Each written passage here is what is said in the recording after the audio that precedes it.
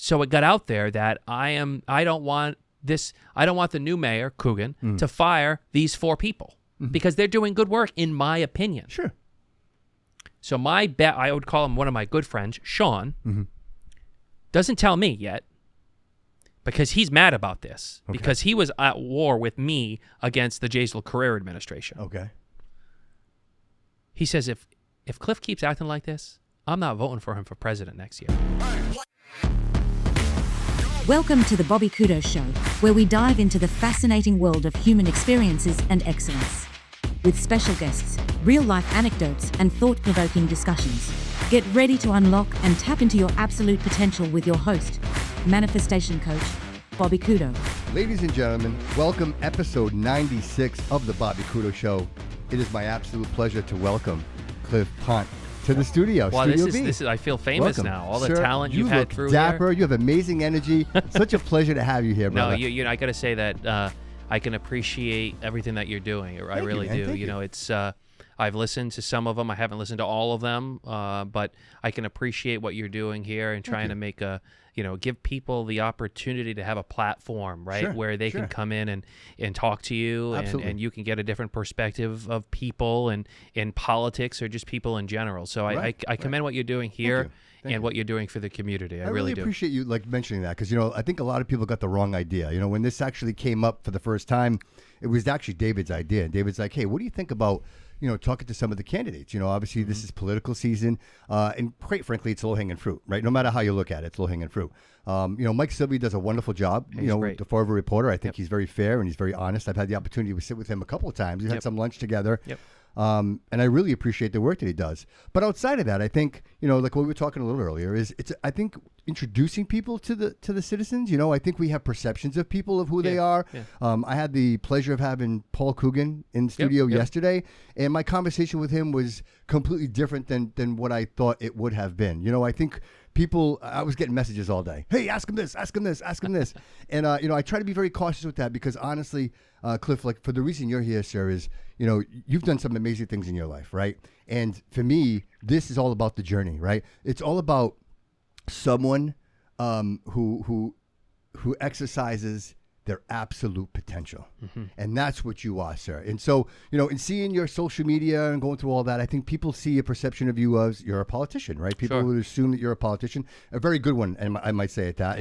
I appreciate the work that you do, and and even more so now that I've done the research. It's one thing to have an outside view, but now to have an inside view of the things that you're doing. Really just chasing the truth. Really, the DCM. I think that's pretty amazing, and I'd love to talk about that. Yeah, whatever. There's no questions you can't ask me. Sure. I say that to everybody. Sure. There's nothing that you can't ask me that I'm going to be afraid to answer. I was with Jordan recently, and he had a podcast. I talk to everybody that wants to talk to me if I can get him in my schedule. So anything you want to ask me, I was kind of like, I'm like, wow, Jordan's going to have him on the show, and then I'm going to have him on the show. But then I realized Jordan talks more than you do. So it's like, I said, there's plenty of opportunity here. But I'm kidding this. All kidding But the aside. story about that is different, right? Because Jordan right. has always been a guy who's held people accountable and politicians accountable, or totally disagree with him on probably 75% of what he says. Sure. But the fact that two people who sometimes are on opposite sides of a political position can have a friendly relationship and rapport, even if we don't agree, that doesn't necessarily mean he's not going to go attack me politically on a stance. That's fine. Right. He has the right to do that. Right. I've entered that arena. Right? Sure. But what I think this country, this state, and this city needs to get past is let's start having conversations about things that are maybe uncomfortable to have, but do so respectfully. Sure. And I think if we can get there, we'd make great progress. Yeah, and I think in the pursuit of accountability as well. I think that is a big part of it. I think that things happen in certain situations because people think that they can. You know what I mean? Yeah. I think when you bring accountability, which I see that's what you're trying to do. I mean, realizing that we need to have these audits. We really need to see, Paul Coogan, the mayor, was in the studio yesterday, and he was going over ARPA numbers with me. We didn't discuss ARPA during the podcast, but after the podcast, we were sitting, he was going over the numbers with me, and and again, I would never talk out of tail and say anything that he's not in the room, but, quite frankly, he's convinced. Like, he showed me the numbers. He's like, Bobby, all the numbers are here. Like, everything is accounted for. So outside of that, I know the question is there's money that might be missing, or people are perceiving that there's $1 million that's gone somewhere. That's something else. And I think the only way you can get to that is, again, we assume that there's wrongdoing, but what if it's just a mistake? What if it's somebody did a decimal point, right? Like, sure. So I think the forensic audits are very important. And I know Carlos is big on that. Like he's running on that platform. Yeah. Let me just say, I ran against Paul Coogan for mayor. Okay. And I felt, and I have great rapport and great conversations with Mayor Coogan, right? And I just felt that I had a different management style than he did. I was council president at the time. I took exception for some of the things he did and said and how he handled council relationships. And I said, you know what? I'm going to run. And it was around COVID. My businesses weren't where they're at today. And I says, I'm going to challenge the guy and I'm going to run against him. And I pulled some punches when I ran against him. Sure. But I got back on the city council 2 years ago after taking 2 years off. And I was like, you know what? We could respectfully disagree. And just I felt like I had a different style. And I can appreciate that. And I sat in his office when I pulled my papers. I'm like, listen, I hope to win. I says, but I'm never going to change the kind of counselor I'm going to be. Sure. I'm not going to be a rubber stamp for your administration, and I'm going to advocate for what I think is right. He's done some good. He's made some mistakes. Who in any kind of elected position hasn't? Agreed. And I also think it's fair to realize the time period, right? Right. Because nothing was good for anybody. Right. When COVID came in, he just got into office, right? He got handed COVID. He got handed the marijuana situation, of course, and you were the interim mayor, right? Look, look. I transitioned him into office. I was the acting mayor, and listen, I ran at not a good time. Right. I ran at a time where we were coming out of COVID. Yeah. The former mayor was getting sentenced the day of the preliminary. I'm 32 years old. He was 25 when he was mayor. Yeah. Okay. And I'm sitting here saying to myself, is this the right time to do it? And he beat me, handedly. Right. And that's fine. That's okay. And I'm not going to be salty about it. I'm not going to disrespect the guy. But when his administration messes up and the people elect me to be a city councilor, I'm going to ruffle some feathers. Yes, I'm going to hold people accountable. Yes, I'm going to make uncomfortable decisions. It's called integrity. It's called making, doing things when, not necessarily everybody's watching, but doing the right thing all the time. And there's been things that I've complimented him on. And there's been things I haven't. Like this whole new noise that is coming out in the mayor's race, which, by the way, I'm not in. Like everybody thinks I'm in the mayor's race. I'm not running for mayor, right? I'm running for city council. Sure. But like this stuff that some of these people are saying is like there's all this money missing. That's impossible. It's impossible because it's audited every single year. Right. We have the city council pays every single year since the new charter came out an audit. The opera money was audited, right? So it's irresponsible for people to say. But Cliff, nobody's saying that.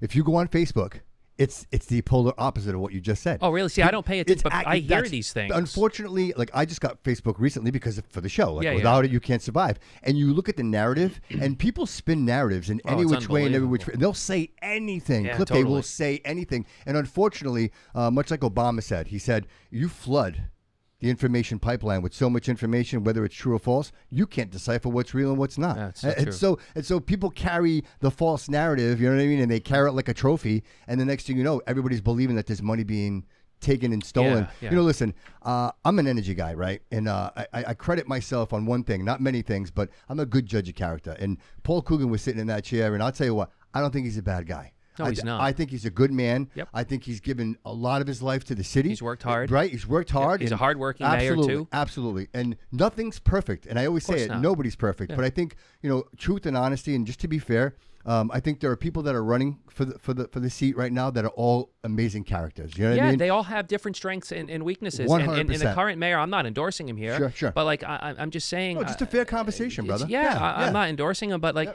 he's 70-something years old, and the guy's at the office every day at 7:00 in the morning, and he's at every event. He's at every school committee meeting. Like, give the guy credit where it's due, and I'm going to give him credit where it's due, but I'm also going to grab him when let him know that you're doing it wrong here, because that's what a city councilor is supposed to do. Right, and he came in here prepared. He had paperwork with him. He had books. Like he was ready to have a conversation. Good. And I appreciate that. Again, and I know it's easy for people to just say a lot of vile things, but I just think we on this show, in this room, we're talking about character, and I appreciate character very much so. And anybody that donates or gives that much of their life to a service for the kids, you know what I mean? Yeah. Like, give a little credit to that. So enough about Paul. Let's talk about the other candidates. Let's talk about Carlos. Let's talk about Boomer real quick. I think two really dynamic personalities. You know what I mean? And I think when people go and vote, and what, next week?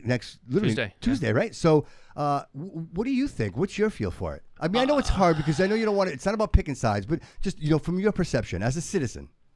So as a citizen, I can tell you that the mayor's race not as many people are paying attention as people may think.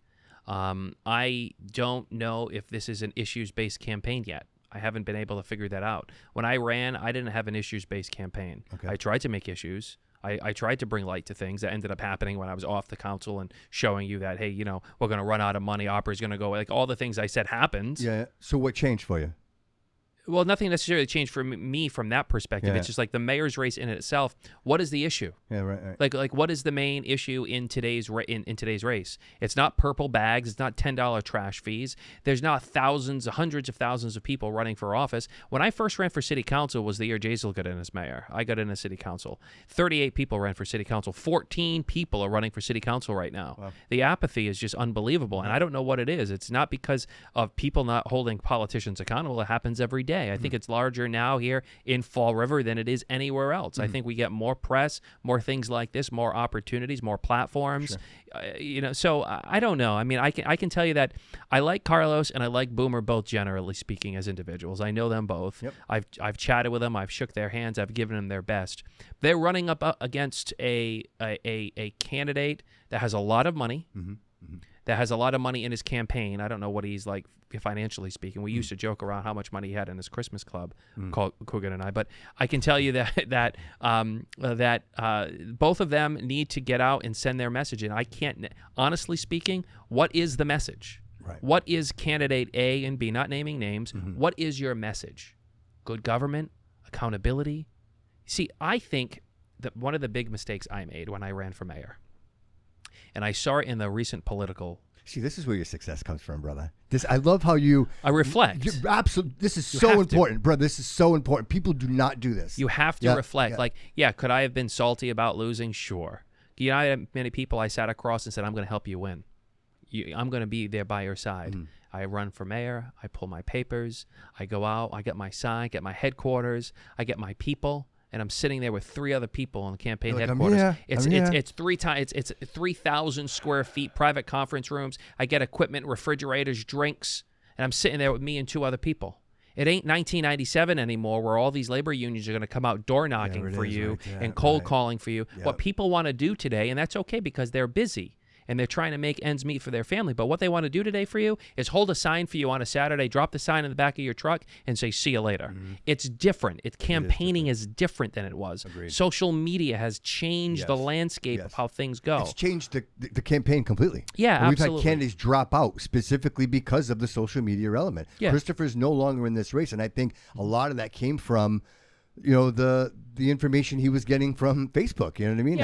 I don't pay any attention to that. Right. Like I'll go back and forth with somebody on Facebook when I have time. Sure. Other than that, I'm not going to read that again. I'm too busy. Right. I've got businesses. I got stuff to do. Right. But going back to like a reflection point, like when I first ran for mayor, and who knows if I'll ever do it again, but I made many mistakes. My mistakes were the same mistakes that a specific party made at the recent presidential election, okay?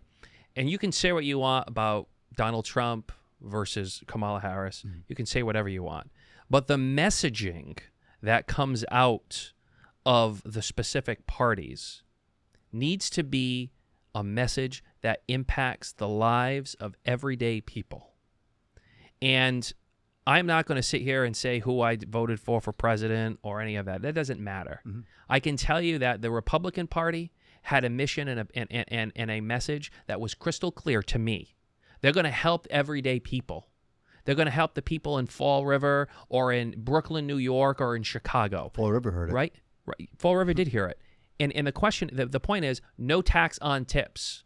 Wow, that resonated with a population and of people. Overtime. No taxes on overtime. Wow. Okay, I can work more and make more money. Great.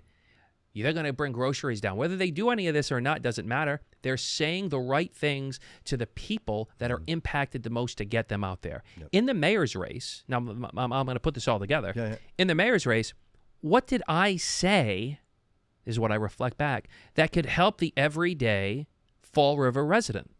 I was going after Coogan about his terrible policy and management style. But that doesn't connect me and you, though. But how did I get your support? Right. How do you connect us? Right. No, I got to be saying things. I need to find a way to eliminate the stormwater fee. Could I do it? Could I be responsible? I could have said a whole bunch of things and been totally irresponsible and promised the world and never delivered anything. Yeah. But Jazel got elected because he said he was going to get rid of a trash fee and trash bags. Flanagan got elected. He said he was going to eliminate the stormwater fee. Okay? And if you think back at those races, which I think about all the time, I didn't have that gotcha. I didn't have that, not gotcha moment, but I didn't have that, how am I going to help Bobby Couto, the Fall River resident in Fall River, to make more money, put more money in his pocket? Right.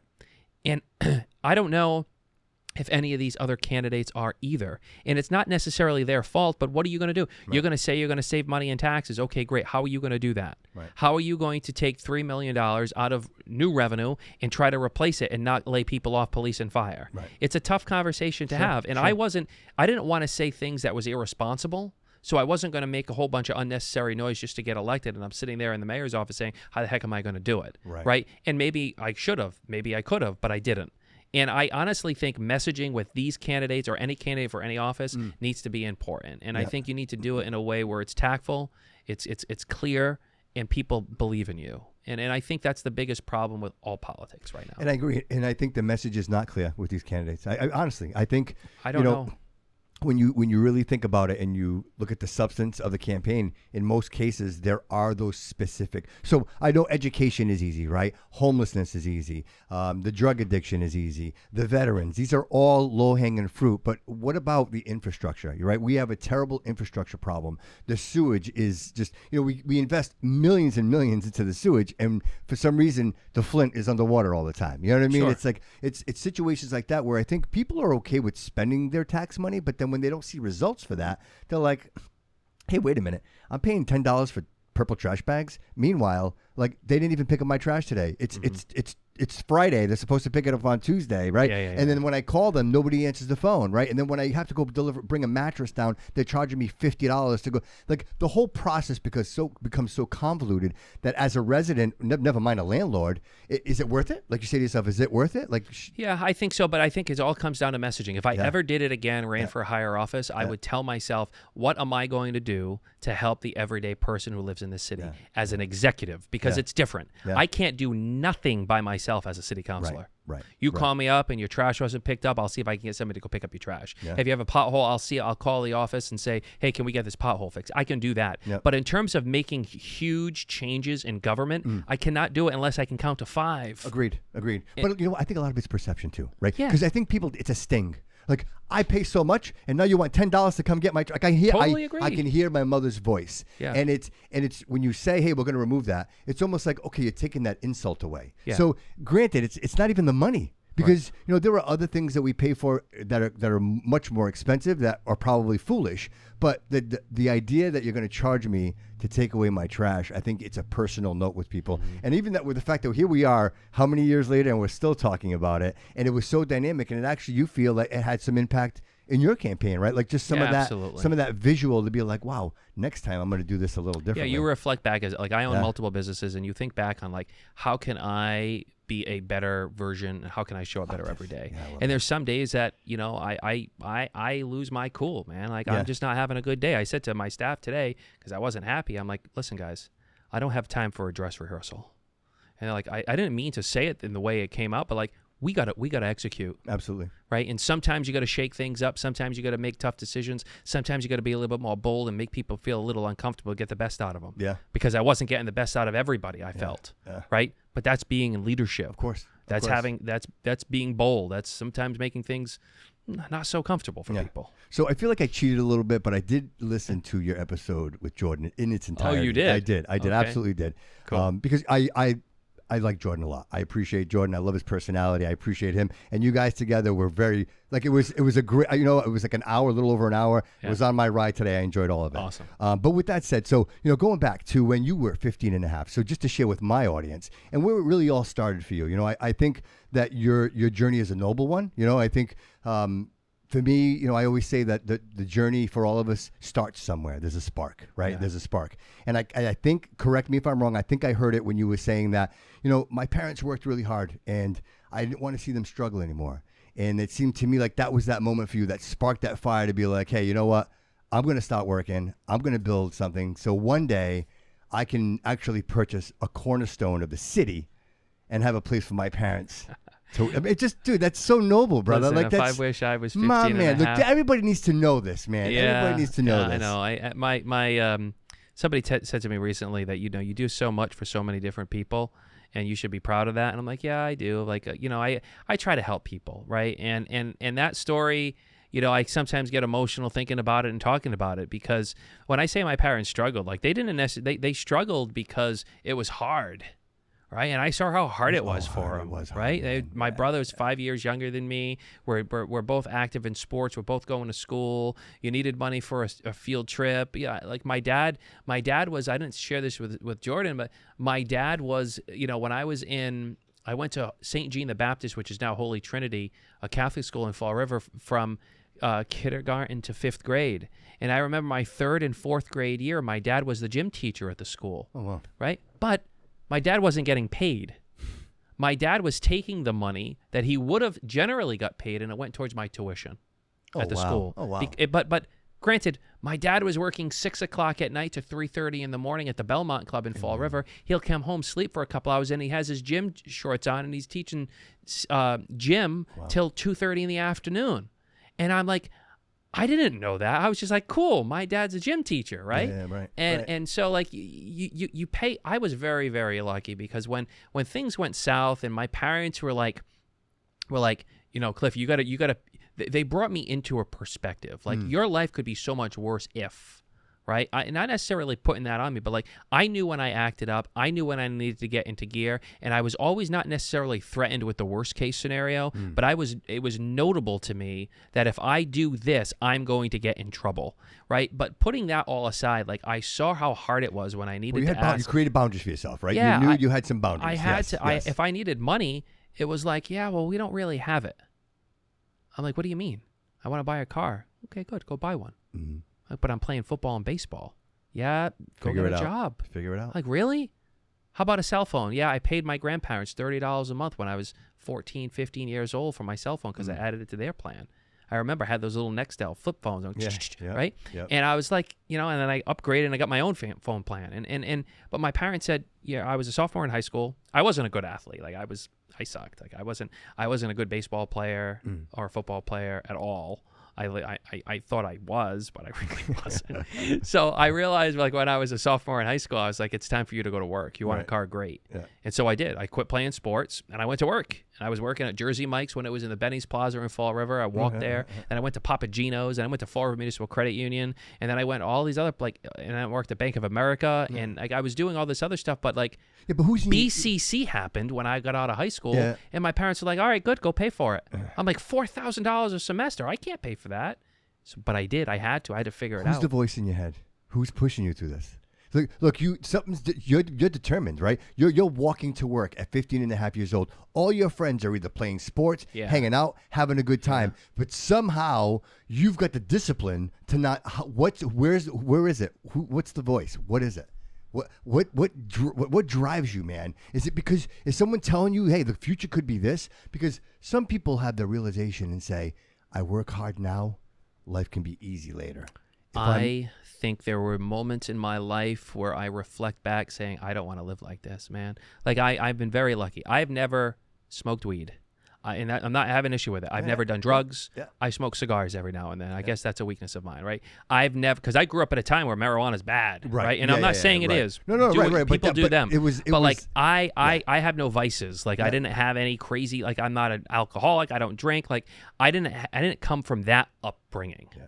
But there were moments in my life where I said to myself, I can't do this. This is terrible. And I think there were moments in my life where I had some challenges. And one of them was working at Papa Gino's Pizza. And I couldn't, for the life of me, and this sounds terrible, I couldn't figure out how to get the pizza, the large size, because I was making large pizzas small or medium. And then, like, I wasn't good at that, so they put me on the oven, taking pizzas out. And I'm, like, 17 years old, and I'm sweating like crazy. I'm going through T-shirts, and there was this time where it was like the Patriots were in like the AFC Championship game, and I'm at Papa Gino's. The Colts. I don't know, remember who it was, man. I wasn't watching the game, man. I was sweating, and I was like pizzas, picking up the phone, cleaning, and I said I can't do this. Now, there's no disrespect for people who are in the restaurant. No, of course not. But I said to myself, I cannot work for $14.50 an hour and expect to be successful in life. Right? If I wanted to do something, I needed to go do it. Man. There it is. I had to go do it. So the person in my head is me. There it is. Right? It's like I don't have anybody else. Like I've had my parents are my hero, right? Yeah. Like they always knew I would always go to them for support. But I remember going when I had a really good job working at Bank of America. I was making great bonuses. It was really good. And I quit. And I was like, I went into my manager's office. And I says, I need to take 2 weeks off because I'm going a week off because I'm going to go to Florida to visit my grandparents. And he says, I'm denying your vacation request. I'm like, what? I'm a personal banker. I'm at the customer service line because a bank teller's on vacation. We're short-staffed. You can't leave. I'm like, what? So I left. I called my grandparents. They're like, oh, they're so upset. I'm like, you know what? I'm quitting. I got my real estate license at the time. I wasn't doing well at it at all. I sucked at it, quite candidly. And I quit. And I went to go do real estate full time with a $385 car payment and a $185 cell phone bill, but I was living at home. But I was stressing out about that $500-$600. Of course. And then I realized, like, I don't want to have to worry about a paycheck. I don't want to have to worry about that. So it all kind of came together when I was younger. Yeah. I always loved to work. I was 15 and a half. I was at Maplewood Park umpiring, throwing adults out of games because they were mouthing off to me. I remember I see them all the time. I'm like, you don't like my strike zone? I'm tossing you. Yeah. Right? And but I didn't care. Like, I guess I grew up with the gall when I was 15 and a half. Which is necessary. It's necessary. Yeah. I was taking on adults who were in their 40s at Maplewood Park saying, you want to mouth off? You're out of here, right? Like, I don't know where it came from. But Kevin Aguirre tells me all the time that you were the best dressed umpire at Maplewood Park because I wanted to be an MLB umpire, so I shined my shoes, my belts were shining, my clothes. I can't imagine you being into anything, man. I can't see you being all in on everything. I mean, total sarcastic. Baseball, bro. You're all in. I could see it. I can absolutely see it. Thanks. So these ideas are living in your head, and that voice in your head, I refer to it often, and I tell people it's the bitch voice. Because that bitch voice, it has the ability to convince you to stop doing everything you're doing. Cliff, you worked hard today, brother. You put in extra hours today. Go home. Go rest. No, don't go to the gym today. You already did it yesterday. But instead, you take that voice and you flip it, and you're like, I don't want to do this anymore. Yes. Like, this isn't the life I want to live. Yeah, somebody said to me recently, they're like, you run your business, because I was annoyed at something, and you run your business, you expect everybody to be like you. And this person I have tremendous love and admiration for says to me, this was like recent, like yesterday. Yeah. And I was like, yeah, you're right. Like, I want everybody to be like me, but nobody is going to have the determination. It's not their business. Right. So, like, in my business or in any business or in life in general, people have this new philosophy where it's like, oh, no, not my job, not doing it.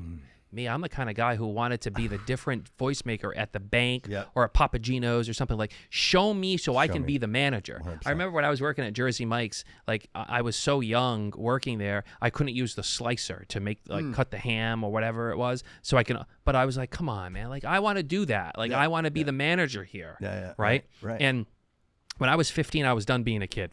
Like, I was done. I was at Cathedral Camp. I don't know if you remember that, but it was a camp in Freetown. Yeah. My parents would drive. I take the bus. They still have a fair there every year, don't they? I don't even know. I haven't been there in years. Yeah, they still do it. And so I'm over there, and I'm like, I don't want to be a kid anymore. They're like, what?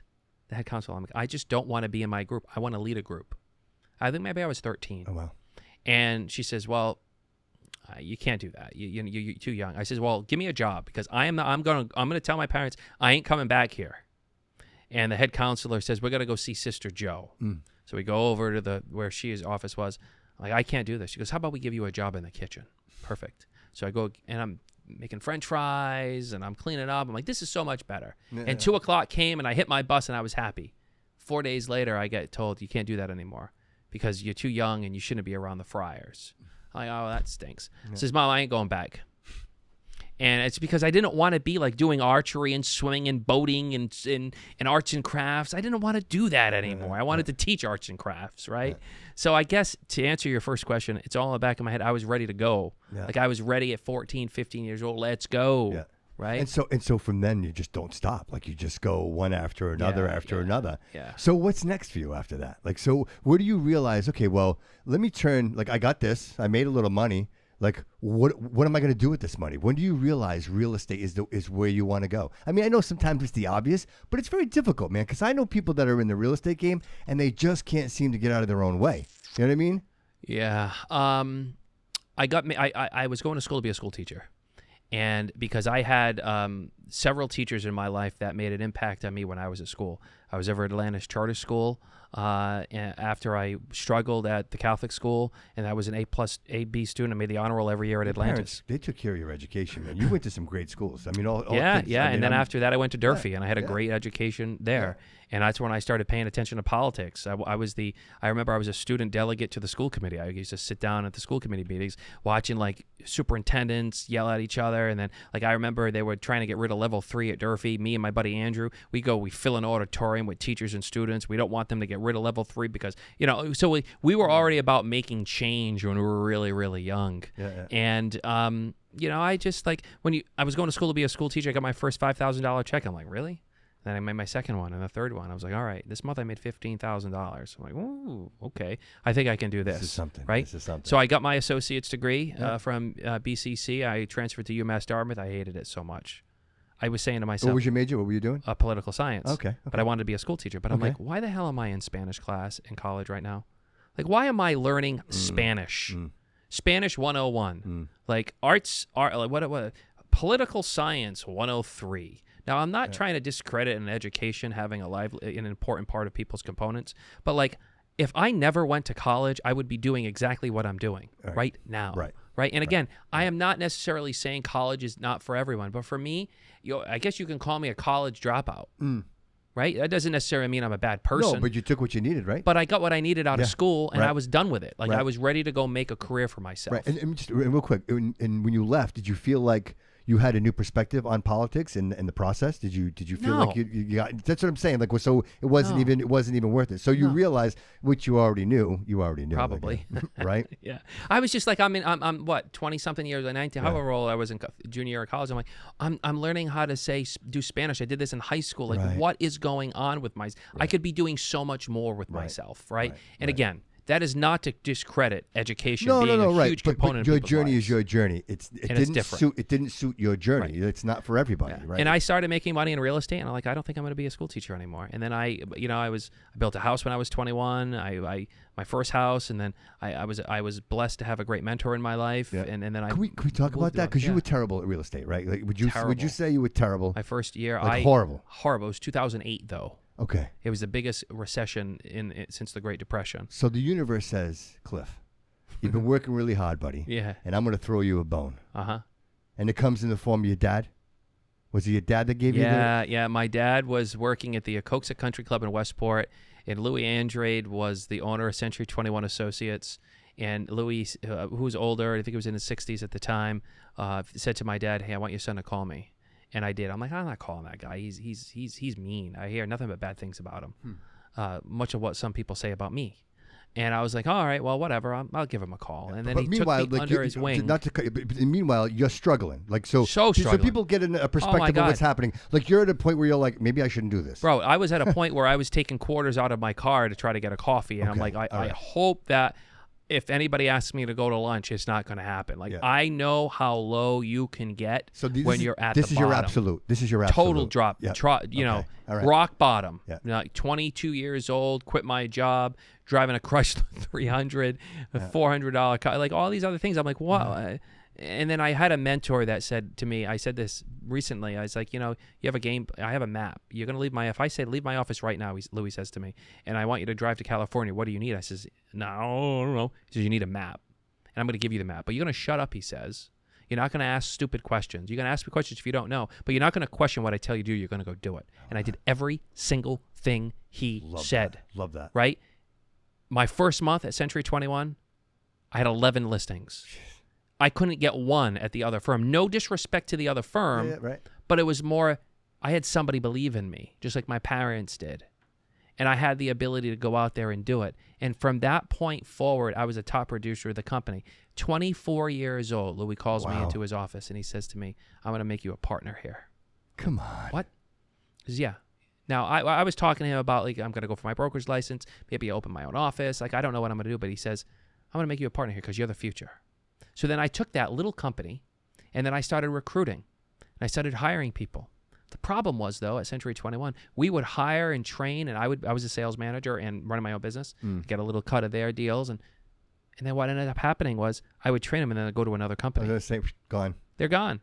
And then so we said, we need to be number one. It's a dirty business. So then we became Keller Williams, and it's been life-changing since we came over to that brand. And that's enormous, right? That's just the momentum in that is... But I had mentors. I had people believe in me. Yeah. And sometimes you just need that person. So when people say, why do you help so many people? It's because I remember being there, and I remember I just needed a little bit of a jolt, and I got that jolt. And I'm able to help that person. Like, I'm able to help my parents. Like, there's no better, more rewarding aspect of my life in terms of a legacy that I could look back at when I'm 60 years old saying, how was your life? Yeah. It's good. And my parents, I did what I could to help them. Yeah. And one day when I have kids and I get married, I'm going to do everything I can to be the best version of myself for them and everybody else that's around me, because I have a lot of people that rely on me to wake up every single day to make a living, from contractors to agents to my clients to my restaurant employees. I got to show up every day with high levels of integrity for them because their livelihood depends on me. And that's a huge burden at 36 years old to have that. Right. But you look like you're at peace, my friend. I am very blessed. I see it. I see it. Like you're not razzled. You seem like every thought you're very methodical. I get that energy from you. Yeah. So it's a huge success there, and then you say to yourself, maybe brokerage, maybe some brokerage, right? Was that the next step for you, or is there something in between? Well, I became a partner with Louis, and then when we became Keller Williams, I was a partner there too, and we took an office that had 22 agents. We have 195 people now. Man. Right, but it's with hard work, determination, and a little bit of luck, and trust, right, and you know, look, vision, a lot of vision. People have to believe in you, bro. People have to believe in you. I've taken some tremendous strides. I got a great social media company that I work with, Told by Fire Media. They're great, and I had a goal about a year ago, and I said I need to change the image that people have of me. And I was off the council at the time, and he was like, what do you mean? And we dug in, very similar to the conversation we're having. And it's like, well, what do you want to change? I said, well, people just think I'm an asshole. They think I'm cocky. They think I'm arrogant. They think I am just part of a group of people, and I am elite to everybody else. And I generally don't. Like, that's not, you get to know me. That's not the kind of person that I am. Right. I'll do anything I can to help another person succeed. Right? Yes. And if I was that bad of a leader, I wouldn't have 200 people that work for me at my real estate brokerage. Yeah, but Cliff, what are people seeing? They see you for 3 minutes at the totally. I get it. Like, look, if I looked at Cliff, I'd think he's an asshole too. Right. Like, but I'm like, and I get it. It's cool. I understand. Yeah, but am I a little arrogant, cocky? Yeah. But I don't have time. Like, I said somebody an email recently. I said, Joe, comma, and I started sending me thank you, and then it was like. He was like, are you mad at me? I'm like, what? Why? I didn't say Joe ... smiley face XOXO and then send a whole bunch of like sweet things. Like, I'm busy. Right, and I think arrogance and being busy kind of collide with each other. Absolutely. Like, he's too superior to me. He's going to walk by me at a restaurant. I'm sorry, I don't remember your name. Right. I'm sorry. Right. Like, and I don't mean that in a bad way, but like, I don't wake up every morning to try to say gotcha or try to be elite better than everybody. That's why, like, there's some stories I can tell you of things I've done for people. I am not going to post about it, or I might not even say it, because I don't want people to think I'm just running around and you're this guy from Fall River that, you know, got all this money from being a politician. No, right. Like, that's just the craziest thing in the world. So, I mean, aside from owning multiple staples, right? Like Roger's Hot Dog. That was huge, picking that up. Of course, we know Al Max Diner. New York Bagel, 2 to 11. 2 to 6. 6. 11 is a goal. All right. 2 to 6. You know, so why are you here, Cliff? Why are you in Fall River, man? But you could be doing this in Miami. You could be doing this anywhere in the world. Why are you here? First thing, my family's here. I could never just abandon them and saying, hey, guys, I'm going to go move down to California and I'm going to do this there. But you could though. But you could. Yeah, probably. Yes. I'm not married. I don't have kids. So yes, I could. Yeah. But my family is so important to me. I could never not be there for them and with them. I've created some bonds here and businesses here that I feel like I'd be turning my back on if I left. Why here? It's a community that has been so good to me from a business perspective, from a childhood upbringing perspective, to the education that the school system has provided me, the connections that I've made. Why in the hell would I leave a city and go somewhere else and try to begin new again? Right? It's all here. We have great food. We got great people. We have a resilient population of people. We have people working their ass off to try to make ends meet in this world. And there's no better place to do it. And in a place that is just so centrally located, where else would I want to do this? Yeah. Than my hometown that had a huge impact on my upbringing and my life. Why would I ever want to change anything like that? I would never. I agree. I agree with you 100%. Like Azorian, my parents came here, immigrated here, worked Quaker Fabric. Like they built everything we have is from that, the opportunity that the city provided. And I feel like I owe something to the city. And that's why we're here. That's why I'm doing what we're doing here. And it's offered me this opportunity, brother, to sit down with people like you and tap into this journey and this mindset. Because, I want people to hear it, and I want people to realize that there's nothing special about us, brother, other than our determination. We're just people. We're just people, other than our determination and frame of mind, right? Like the visionary, the idea that we know we can manage. Like, brother, I was sitting, I mean, you're up there. But I was sitting across from the mayor yesterday. This was just a dream 10 years ago. And here I am sitting down having a conversation with the mayor of the city that I grew up in. Yeah. Like these are monumental moments in my life. And I'm manifesting these ideas. And I'm realizing that it's not just about talking about it. It's about believing in it. And I think, you said something, you and I agree on so many things. I agree with you on, we should run a government like we do a business. I totally agree with that 100%. I believe that, people should be given an opportunity to express themselves and try new ideas without, the fear of judgment. You know what I mean? Yeah. In any case. Yeah. And I think here in this melting pot we call Fall River, what better place to do that? Somebody said about Fall River one time, this is a city of opportunity, right? And it is. I have a book. Somebody gave it to me. It's probably this big. And it was like, it's a city of opportunity, and it really is. When we were changing the motto 70 times in the last decade, make it here, whatever it is, we'll try, it's scholarship, Sheila, whatever. It's a city of opportunity because it's opened up so many opportunities, I can say, for me and many other people, and it has so much more untapped potential. And if there was the right people in the right places at the right time with a little luck in between, the city's going to do okay. And I'm happy to be part of it. That's amazing. And you are. You've been a part of it. I mean, 6 years? 6 years? Yes. It's going to actually be 8 when this term's done. This term, right. But I have no desire to be a lifelong politician. Like, oh, you're just another politician. Okay, great. Yeah, but like I literally love going to my city council meetings and do one thing, holding people accountable. That's it, man. Like I don't have any other agenda. So are you saying there won't be a Cliff Jordan reunion, male again? Like we can't look forward? I think I just want to have a Lincoln Douglas debate with Jordan. I like that. He's my Abraham Lincoln. Every time I look at him, like with that beard and the hair, I'm like, he's my Abraham Lincoln. That guy's but quite the character, man, right? He's going to love all this attention. Absolutely he is. Absolutely. Well, again, just hats off and shout out to him. What is it? A slice of success? The slice of success. Yeah. And what a great idea. He's got more press on this podcast than I have. I love it. He's not even here. Let's get him here. That's so funny. Yeah, he's a good, it's a good guy. And he actually kind of launched this whole mission that we're on recently. And he was the first guy that was on the show. And we got a lot of slack. People had a lot to say about Jordan. But I say to myself, you know what? Appreciate that, man, because if you're making noise, then you're making a difference, right? Like shake the tree, see what falls out of it. Cliff, 5 years from now, where are you at? What's going on for you, brother? 5 years from now, I hope that I have a child of my own. I hope that my businesses are continuing to succeed. I hope my family, my parents. So are you actively dating right now? Yes. You are? Yeah, and how's that going? The thing is, it's good. The thing is that like, I haven't necessarily for the last several years, like, made all these pictures of all this stuff on social media and all this other stuff. One, because like everybody who does that, like that necessarily isn't always true, number one. And number two, I don't want to have to subject somebody in the middle of a city council race or anything like that, and trying to bring people's personal life into politics. Right. So I protect other people too, and I'm very, very lucky. I have great people in my life, but what's a date like with Cliff? What's a date like with you, man? What's a date like with you? Jesus. Where are we going? What are we doing? I'm a big steakhouse guy. All right. A steakhouse and a cigar. Yeah. Like something like Tel Aviv, and just having a cigar and just like enjoying That's it. my favorite place. I love Tel Aviv. I've been getting into golf the last 2-3 years. Okay. It's been great. I suck. Yeah. But don't even ask me what my handicap is. I think it's like a 40. But anyway, I 5 years from now, family, at least one of my own. I lost my grandfather last year, which was really, really hard. And I guess one of the regrets I have in life is that he wasn't able to see me have a child. And I'm very lucky that my grandmother is still with us and healthy, and my parents are both here.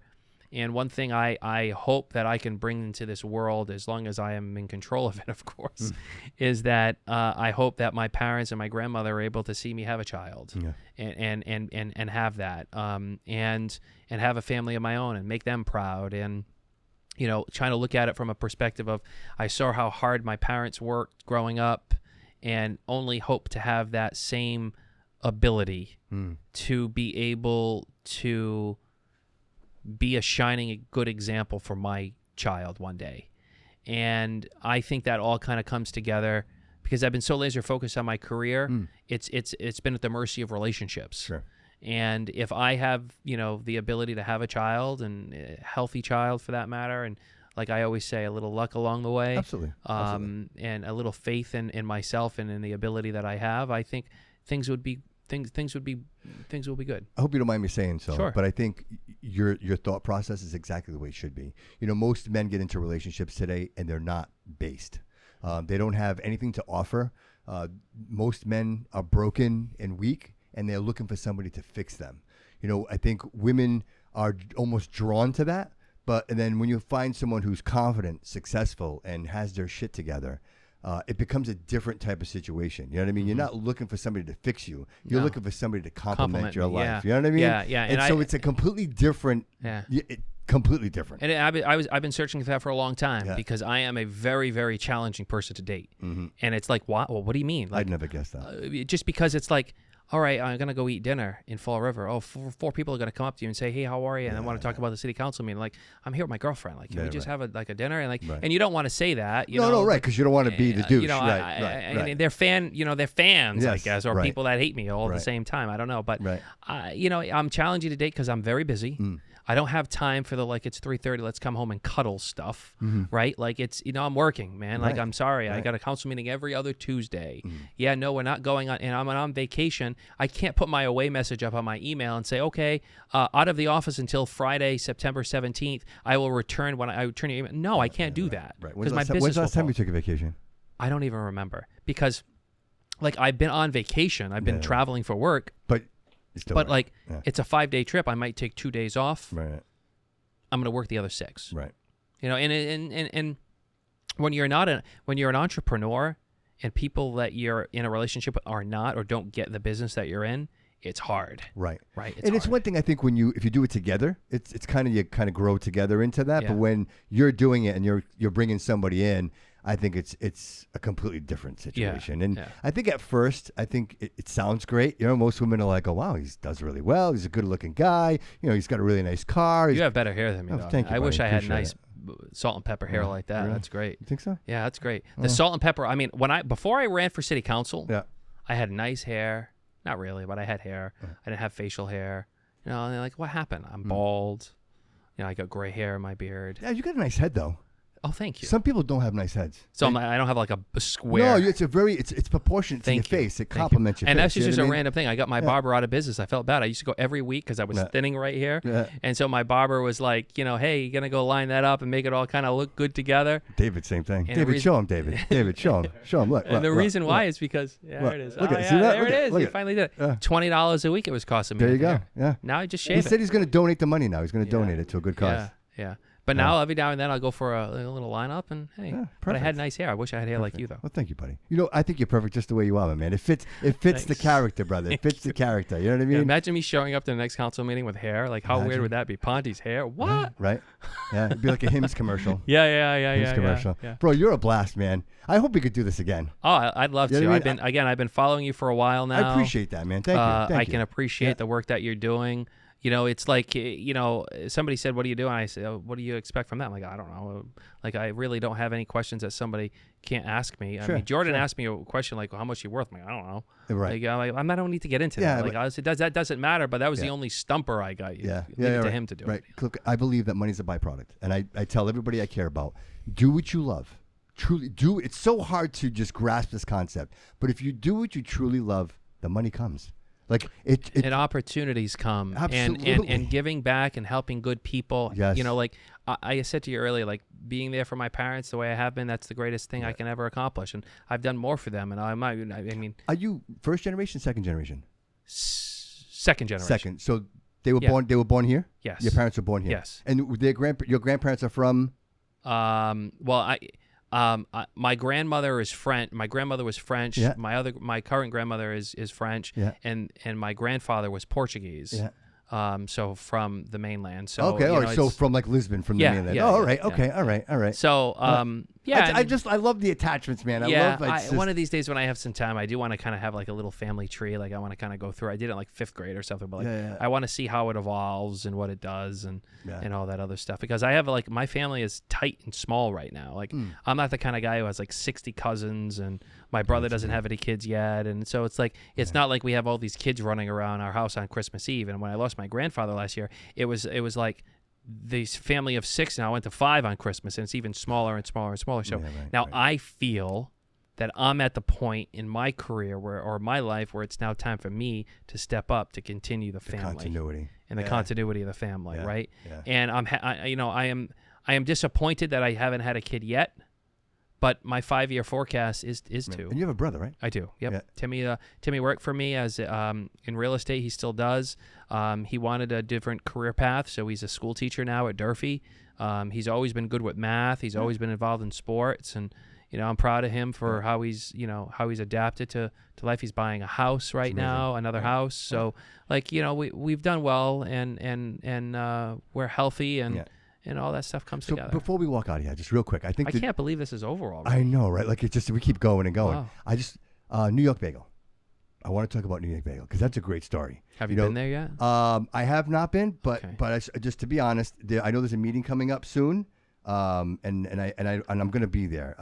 There's a meeting at New York Bagel? I think Representative Fiola is going to. Oh, she's going to be there. She's going to be there, and I'm planning on. I'd like to attend and just kind of see what that's all about. But I really want to talk about that journey for you because this was another opportunity that was presented to you, or I should say that you happen to have a good eye for, because I think you have an eye for this. Yeah. And not only did you, save this, let's say save it, but you also helped somebody out. Like you brought somebody in as a part. And I think. That's very noble, and I say that because I've struggled. I've maybe I like to consider myself, and be careful. I like to consider myself a good judge of character, and sometimes I see more in people than maybe I should, and so you tend to give a little bit more than you should. And maybe if it was somebody that I didn't care about, I would have pulled back a lot sooner. But in this case, you had faith in someone that you knew and you care about. And huge success. Can you tell us about that? Yeah. So one of the best parts about running for mayor is I made the connections with some of the people who own New York Bagel and who the landlords were. And I was driving around one day randomly, and I noticed that this, business was closed and it was open, and I was like, "What's going on here?" And I made a call, and I says, "Hey, can I speak to the owner of this thing?" They called me back, and it was under agreement to be somebody else was going to buy it. And unfortunately, that didn't work out. And so I got a phone call. "We're ready to sell it to you." Great. We're ready to buy it. And I sat there saying to myself, what the hell am I going to do? I'm not going to go run and make bagels. I don't know how to cook. I'm not going to be behind the New York Bagel line, cutting bagels, putting cream cheese on it. I'm not going to be ordering any of this stuff. So I had a friend of mine, Kyle, who's a firefighter in Fall River, also a real estate broker. Him and his wife, our agent, both of them work at my office. And he said to me 5-6 years ago, "I want to be in business with you." So we started flipping some houses together, and we had success at that, learned a couple things along the way. And then when the opportunity presented itself to buy it, I called Kyle up. And I'm like, you're a firefighter. You only work a couple days a week. Your wife worked, you guys are a young family. I says, I want you to be my partners. And I want you guys, but you guys are going to run day-to-day phone call, operations. man. I got to get that phone call, bro. What a great phone call, man. And he said to me, great. I love that idea. And I did that. I met with him. We created a business plan together. We ran into some obstacles in the purchase of it, but we did it. And Kyle, into his credit, and Dawn, who is our operating partner and manager over there, runs all 6 stores. We took 2 stores that were on that, and I say this candidly. I saw tumbleweeds. Whenever I drive to that parking lot, there were tumbleweeds going by there. But the thing is, the former owners did an amazing job of building an identity in this community in Fall River and in Dartmouth for since 1989. Right. And I said to them, we want to make you proud when we take this over. Yep. We want you to be proud of what you've built here. OK, and we want to just make it a little bit better. Yeah. And they were a little older, and they were made it a lot of better. I get a lot of people saying, "Oh, they missed my order up. There's too much cream cheese. Why don't you do this?" Like we're trying our best, right? It's not my fault that the bagel didn't come out good, but it's okay. We'll work through it. But like Kyle and I, we got together, and we have a goal, and we've said to ourselves recently, like, we can't buy any more stores right now because our kitchen can't take any more stores than we currently have right now, because they'll just it is. Right. But I'm a big fan of the History Channel's The Food That Built America, and I watched some of that over the last fall, and I was saying to myself, oh man, maybe this is us. Starbucks and Dunkin' started in a hole in a wall somewhere, but so did the cinnamon place, right? So we look at this as an opportunity to be a big part of the community. I said to the former owners the day of the closing, we just want to make this a little bit better. And we want to we took 2 stores and we made it 6 in a year. Oh, wow. And there's opportunities that we're looking at now that we want to have more stores. So I hope 15 years from today, we have 20 stores. Yeah, and Kyle can leave something to his kids. I can leave something to mine, or we sell it. But we love what we do. They do an amazing job. If it wasn't for them, we wouldn't have 6 stores. So, sounds amazing, right? But with that comes the hard conversations, right? So it's business owner conversations. Absolutely. Could we talk a little bit about that? I'd love to, yeah. Because I think that's where most people fail. I think that's, it's all great to be partners with someone. This is all great. But then all of a sudden, something doesn't go the way it should. And as the main proprietor, you have to address that, right? Friends and not friends, right? How does that go? It's all about your style, right? If I go into a meeting and you're my business partner and I'm sitting here talking to you about this is what I want, we're doing this, and I don't care if you like it or not, what good are you going to, why am I here with you? Why are we partners? Right. A partnership is truly a partnership. And I have had, Kyle and I, we've had great conversations. We've had tough ones too. He called me the other day about a situation that was happening with a landlord, and I'm like, all right, just take a breath, okay? It's going to be fine, right? And I talked him through it, right? We've never had a fight in a year and a half about, I'm leaving and you pay me out right now, I'm out of here. We're not like that. Right. There's sometimes probably Kyle's a little upset with me, I'm a little annoyed with him, but we had a conversation recently, and he brought something to my attention that was kind of like, well, we're partners, and I wish you would have said this a little differently or offered me this different opportunity. I'm like, Kyle, you totally misunderstood. That's not what I mean. I'm not a hothead. There's been no partnership of mine that I've ever had that has failed because we have too many egos. But that's important that he feels comfortable enough to say that to you. Yeah, but it's like we know what our lanes are, right? And I told this, and he gets irritated at me sometimes when I say this, but I'll say it anyway. If the kitchen calls out, don't call me to go make bagels, because I'm not going to do it. I can't do it. Figure it out. All right. And he's like, there's been times where poor Kyle's on Father's Day last year or the year before, Mother's Day, he's like, the cook called out, the baker called out, I need to make bagels, tomorrow's a busy day, and he took a picture of it, and I didn't respond because I was busy. And then he's like, oh, I'm sitting here all by myself making bagels. I'm like, Kyle, I'm not doing that. He knows, right? But we have such a good friendship. We're friends first. Yeah. We're business partners second. We have the same core values. We have the same characteristics. We have the same drive. We're humble people. We have great parents, both of us. My parents know his parents. I grew up with Kyle. We've known each other for a long time. Sure. So there's never going to be a time where Kyle is going to override me or I'm going to override him in public. or with our managers. We'll handle that stuff behind the closed doors. Sure. And being a person that's a broker and an operating principal and owner of a large real estate company that has partners as well, you got to learn how to navigate and pick your battles. Sure. And yeah, being a business owner isn't always easy. It doesn't look as easy as it does. Right. But learning in any kind of partnership or any relationship in life, what you bring to the table and the value you bring, and have a nice complementing force behind it. Kyle, I, and Dawn, we have the best complementary aspect of our relationship is because we complement each other well. I love that. Right. And I'm lucky to have that. I'm lucky to have a good friends and good business partners and good people that I've surrounded myself with. And there's been some people I've turned away just because they're not my cup of tea. There's never going to be anything in my life that I'm going to put my name to that I am going to be around people who are irresponsible or don't have integrity. I have turned people away at my real estate brokerage that wanted to work for me that didn't see eye to eye on integrity and ethics. And if you want to be a person that doesn't have integrity or ethics, I don't want to be associated with you. And if that means cutting off friendships and relationships, and unfortunately, which I've had to do in my life, that's what I have to do, because that's what's right for me and my family. That's what's right for me and my own mental health. Sure. And yeah, and people say I'm pretty cool and chill, and like you don't have all the responsibilities you have. You're just sitting there and you're comfortable. It's because I know what it was like to be at the bottom, and I know I can pay my bills, and everything else we'll just figure out. Right. So, but I mean, it's like I have lots of other aspirations. There's some stuff that I'm working on now that like I want to tell you about so bad because it's so like not up your alley, but it's like it's so something that you would be so happy for, and like and maybe want to be a part of one day. Okay, right? All right. And keep so, talking, brother. Keep talking. And I can't say anything yet because I signed a non-disclosure agreement. But there's some stuff that I'm working on with somebody that you know, and like I want this to be special, right? And it's involved in the city and it's landmark like and like I want this to be huge, right? And like when I bought Rogers, Kyle and I bought it together.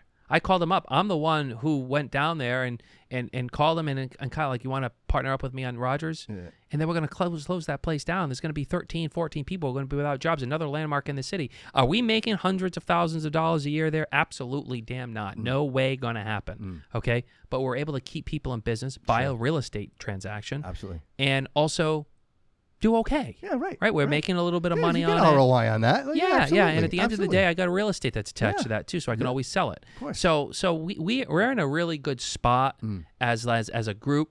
And I have lots of other aspirations. I'm never going to slow down. People are like, I get excited to hear you say that. Are you going to like just relax? No. Yeah. Why? Like, I'm going to buy more businesses. If Kevin from the TA calls you up, you want to buy your business, I'm going to talk to him. Probably not going to run it well, but I'll try to find somebody like Kevin to run it, right? Like, so you want to do different things and you want to, put different people to work. But the best thing I can tell anybody, if anybody's like listening to this and they're 19 years old. That's exactly what I was going to ask you to do. And Please, what would you tell a young 19-year-old? And they're like, well, I want to do a little bit of what you're doing.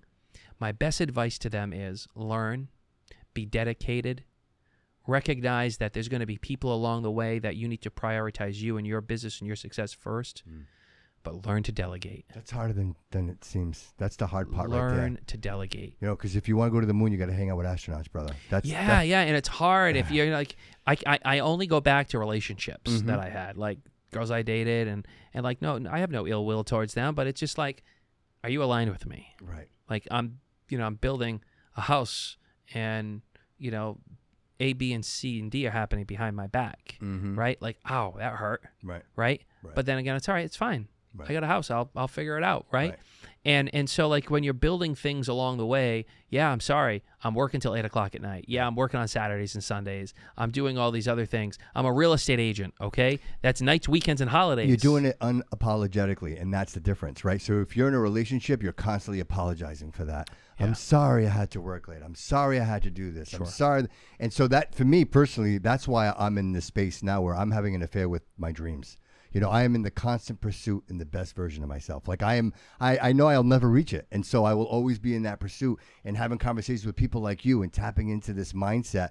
It's infectious. You know what I mean? And I can hear certain things that you say, man, just stand out to me. And it makes me realize that, you had the foresight at such a young age that takes people into their 50s to realize, hey, wait a minute, this is what I should be doing. And they need to make all these mistakes in their lives to realize that they should have did what you did when you were 15 and a half, brother, and realizing that if I don't bust my ass, nobody's going to do this for me. Yeah, but you're good. You're very, very good at how you deliver how you present yourself, how you're able to make people feel comfortable instantly. Like, I knew I wasn't coming here for a gotcha moment, right? This was a conversation about whatever it is you wanted to talk about. Man. And you're doing it with poise, professionalism, care, and you're doing it well. And I admire what you're doing. I've always wanted to be involved in media, and radio and all these other things that I've wanted to do.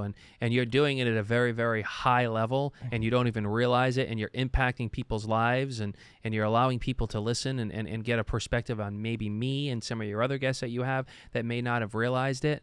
But, you keep doing what you're doing because, like, as a counselor and as an elected official and as somebody who's involved in this community, very, very heavily involved and invested in here, I can tell you that people like you make me want to continue this journey of being involved in politics and being involved, because I can just step aside and not worry about having to deal with all the agony and people talking about you and all that other shit. I don't have to deal with any of that stuff. Right. I can just go live my life, be a business person, go on vacation, not having to worry about can't leave every other Tuesday because you got a city council meeting. Right. If you're absent, they think you're out partying or living in Westport. It's like, it's the craziest stuff. And so like I just want to listening to somebody like you who's trying to get good messages out and being fair, it makes a big difference to people. Somebody like that means the world to me. And I hope you continue to do what you're doing, and I hope you rise to the highest level you possibly can, because you have some potential. I appreciate it. Untapped potential. I think there's more coming there.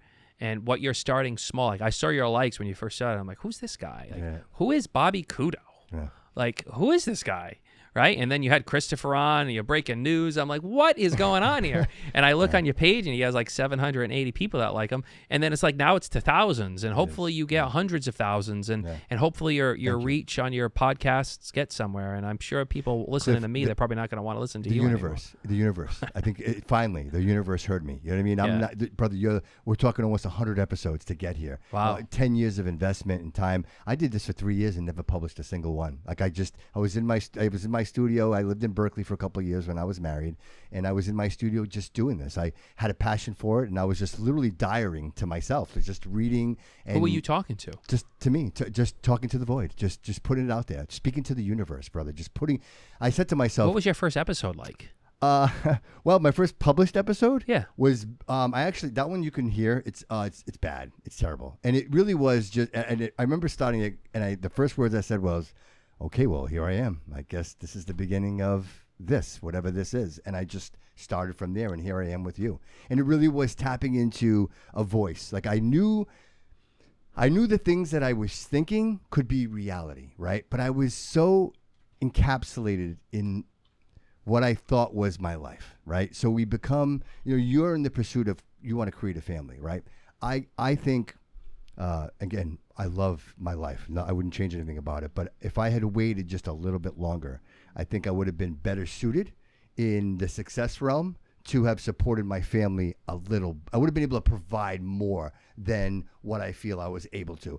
It's not regrets. This is just looking back, saying, if I waited maybe another 5 years and then gotten married, I could have built enough that would have carried me successfully. And I didn't do that. And much like a lot of men that are out here, looking for an emotional repair, right? Broken family, right? My dad left when I was 12. My mom raised me. Like, always looking for that assertion of affirmation, right? Like, this is who you are. And so always chasing that. And then I met someone who identified that, maybe there was a codependency there. And then 20 years later, realizing that, wow, that was, okay, I raised a family, I paid my debt to society, but where am I now, right? I'm not married any longer.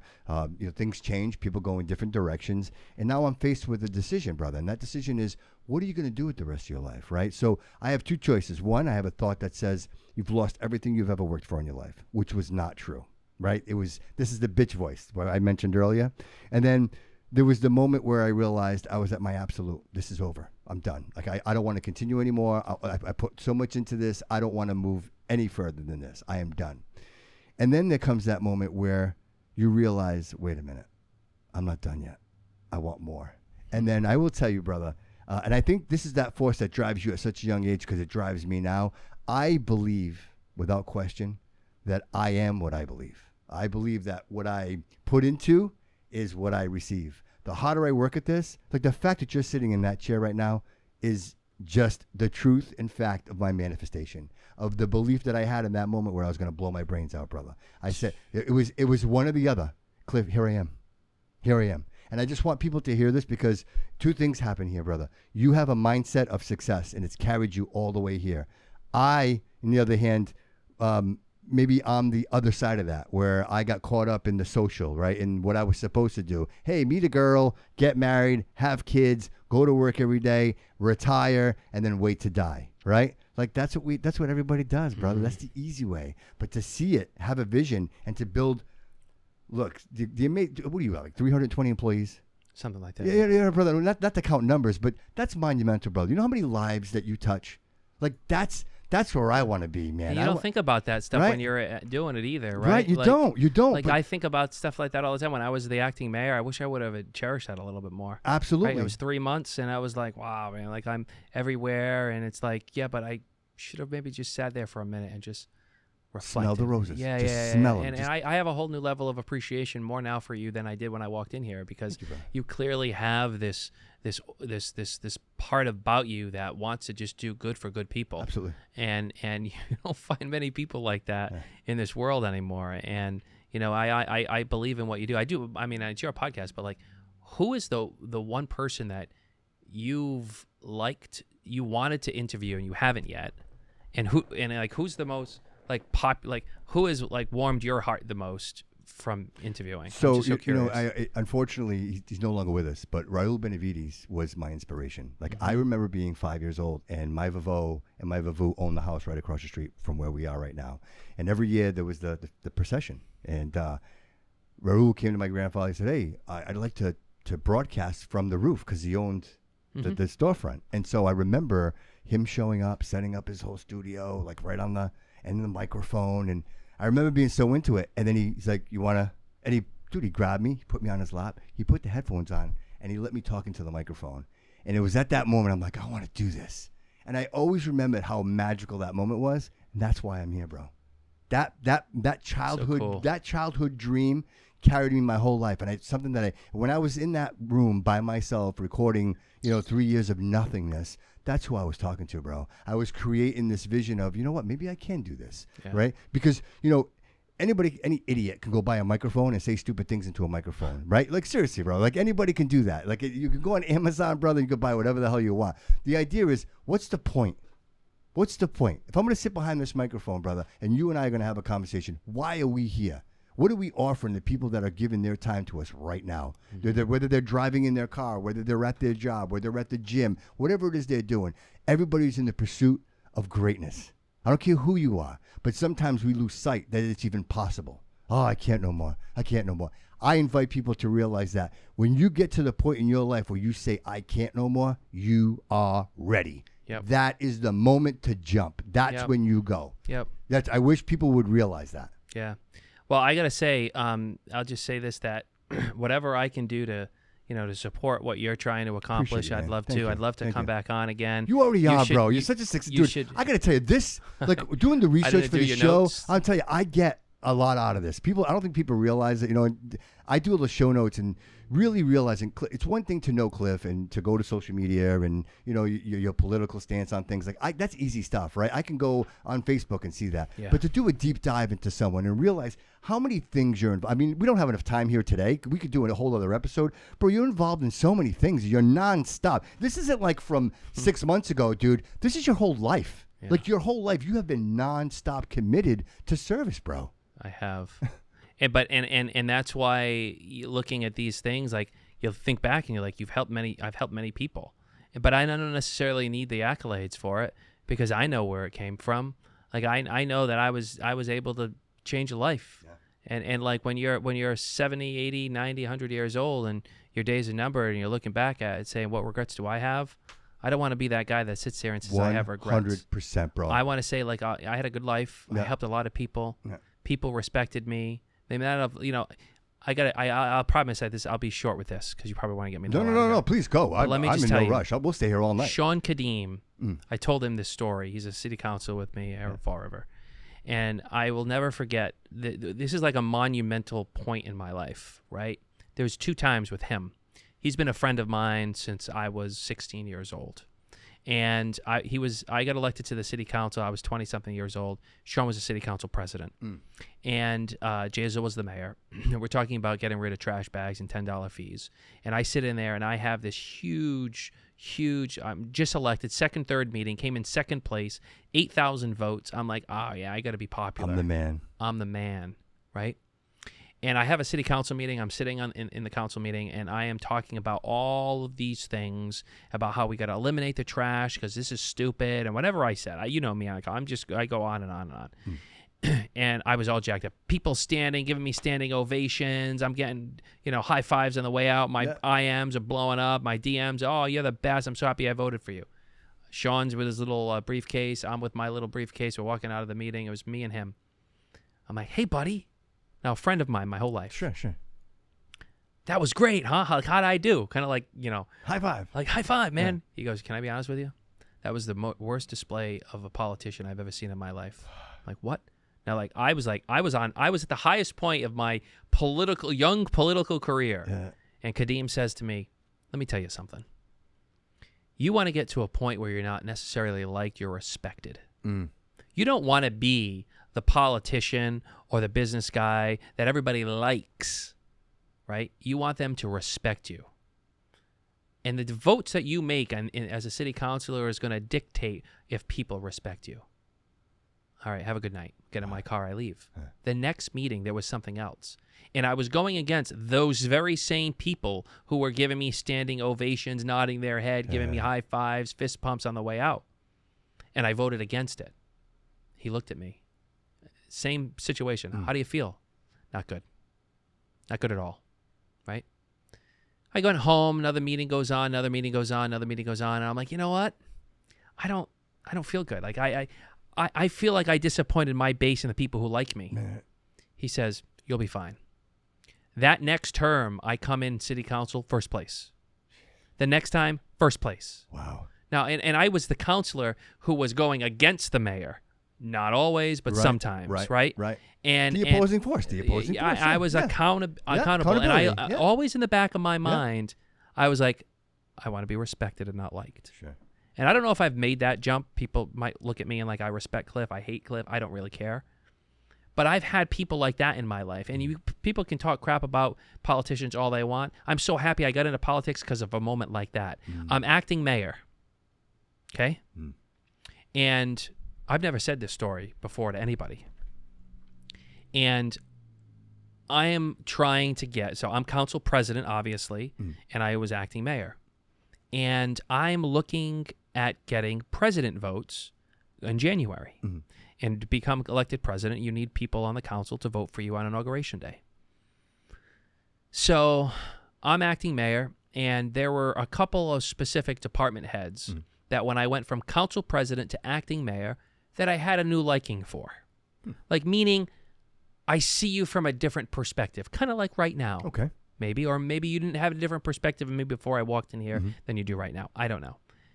And I was like, these specific people, I actually like them. I'm acting mayor. They're delivering for me. They're helping me. They're counseling me. They're giving me good advice. So they're not necessarily loyal to the individual. They're loyal to the office of mayor. So it got out there that I don't want the new mayor, Coogan, to fire these 4 people because they're doing good work, in my opinion. Sure. So I would call him one of my good friends, Sean, doesn't tell me yet because he's mad about this because he was at war with me against the Jazel career administration. Okay. He says, if Cliff keeps acting like this, I'm not voting for him for president next year. Now, this is a friend, right? Tough love. This is like, my boy isn't going to vote for me, And like he's actively telling other people who are running for president, like what? You get your votes, I'm with you. Yeah. I'm like, at that point, I'm like, first of all, I didn't even think to have to call him because he was my, he's my friend, right? And this isn't a dig on Kadeem. No, right. This is Kadeem in the early part of my career, showing me some tough love, right? And I said, Sean, so it was this close. It was going to go to somebody else. President. After I am the acting mayor, I committed my life snowstorms, and there's never a snowstorm in December except when I was acting mayor, right? So right, of course. Whatever, right? So when you buy a snowblower, it doesn't snow until you buy it. Right, yeah. So I'm talking, and I'm like, I really got to earn your vote for president right now? He goes, yeah, because of you said this, and this, and you think this and this about this person. He's like, I can't vote for somebody who doesn't have a moral compass or whatever. He said something crazy. Look at that, man. So we go to SOGS and we eat lunch. I'm like, can I count on your vote for mayor? He goes, I'm telling you right now. He's like, I'm not sure if I'm supporting you. Bro, I'm like, Sean, you are like crazy. I would call you like one of my best friends. Wow. He goes, remember that story I told you when you were a freshman counselor? Learn to be respected and not liked. Yeah. Think about it. And then I'll let you know if I'll vote for you for president. Wow. So I'm like, all right, well, here I go. Yeah, there you go. Right? Yeah, you're going to make a decision. So a good friend, a dear friend to me. But a good friend will challenge you. Exactly. Right. Like he challenged me to be a better version of myself. 100%. At a time where I thought I was on the high. Again, I ran for that election. I smoked everybody in the council race. Right. Like I think Trottley was second, and I grabbed him by like 3,000 votes that time. Right. Like I smoked everybody. Right. And granted, I was working my butt off. I was the acting mayor and running for city council. Like what kind of press? Like I was having press conferences. It was crazy. Yeah. But I learned a lot about myself in those moments. Right. And I learned a lot about how I need to show up and not take what everybody says as being real. Right. One weakness I have, maybe I'm not as street smart as I want to say. What does that mean? Well, it could be a person sitting in that chair right there telling you that you're great, I love you, you're wonderful, and then they're going to leave and they're going to stab you in the back. But I would think I would give the best out of that person because they're looking me in the eyes and they're being real with me. Right. I want to give that person a benefit of a doubt. Because you're applying what you have. That's what I would do. Absolutely. I wouldn't go have a conversation with you and then turn and stab you in the back. Yeah. Right? Yes. So like there's those stories that when I reflect back on being involved in local politics, that makes it worth. I was just about to say, is that the reason? Is that it right there? That's the helping people, the connections I've made. Trust me, nobody's going to get rich in politics here in Fall River, right? Like there's no. I'm not getting money from the government to help buy restaurants. Like it's so stupid when people say that stuff, right? But I am out there just doing what I can for people and learning along the way. But reflecting back, if I never get elected ever again, the people that I met, the connections that I made, and that has impacted the journey that I'm on personally. And I hope to be able to tell this story to my 5-year-old son or my 14-year-old girl, if I have one, that just met the guy of her life and got her heart broken. Like, I hope to be able to impact that. That's why I wanted to be a school teacher. I had that teacher that helped me get to that next level and challenged me. And I've had people like that in my life that have done the same way. And reflecting back at it, I'm not where I am if it wasn't for the people I've surrounded myself with. True. So real quick, I know we always offer advice to young people, but let's say somebody in their mid-40s, maybe in their 50s, who maybe has a little bit of money in the bank, but just really have no idea where to invest and maybe get into some type of investment where their money could probably work best for them. I know the usual, the IRAs, I get all that, but how about something outside of that? What would you recommend? Or, I mean, again, this is no financial advice, just disclosure, but like, somebody successful like yourself, what would you tell your 45, 50-year-old friend? Hey, this is what I would do. Get $100,000 in the bank, or $40,000-$50,000 in the bank, and the question I would tell them is, what do you love to do the most? What is it that makes you like tick? This guy, dude. I love this guy. I can ask you, look at what you've built here. Like, what makes you tick, right? So, like, I could ask that 50-year-old guy that has $50,000, what is it that you want to do, and how do you want to achieve it, right? Like, you can buy businesses anywhere you want with very little money. I'm telling you right now. See, not to bring Jordan up again, but I will. He made a good point, and he said people don't know they can buy businesses. People have no idea. Yeah, I want to know why is because right now, like, all right, if you have $50,000, can you go buy a 3-family? Sure.